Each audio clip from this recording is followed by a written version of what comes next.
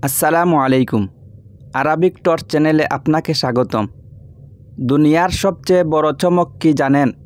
সেটা হলো যা আজ আপনার জীবনের গর্ব, কালকে সেটাই হয়ে যাবে অনুতাপের কারণ।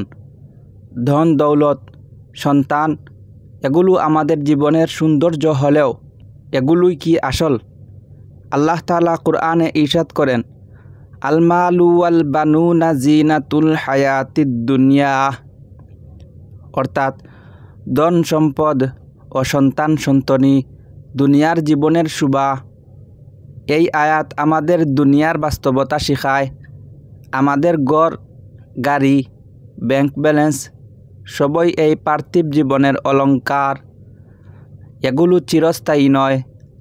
মৃত্যু আসলে কিছুই সঙ্গে যাবে না। কিন্তু আয়াত এখানেই শেষ নয়।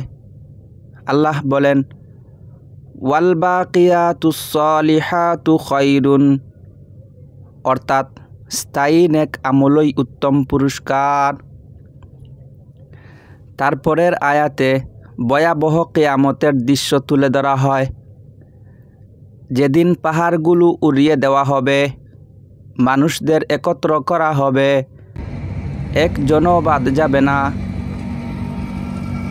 দুনিয়ার সকল সম্পদ একদিন ধুলায় মিশে যাবে, কিন্তু আপনার নামাজ, দান, সুবহানাল্লাহ বলা, ছোটো ছোটো ভালো কাজ, এগুলোই আখিরাতে রক্ষা করবে। প্রিয় ভাই ও বোনেরা, আমরা প্রতিদিন একটু সময় বের করে আল্লাহর সন্তুষ্টির জন্য কিছু করি, সেই আমল চিরস্থায়ী হয়ে থাকবে। আজকে থেকে আমরা সিদ্ধান্ত নেই, দুনিয়ার সম্পদের জন্য দৌড়াবো, তবে আখিরাতকে ভুলে নয়।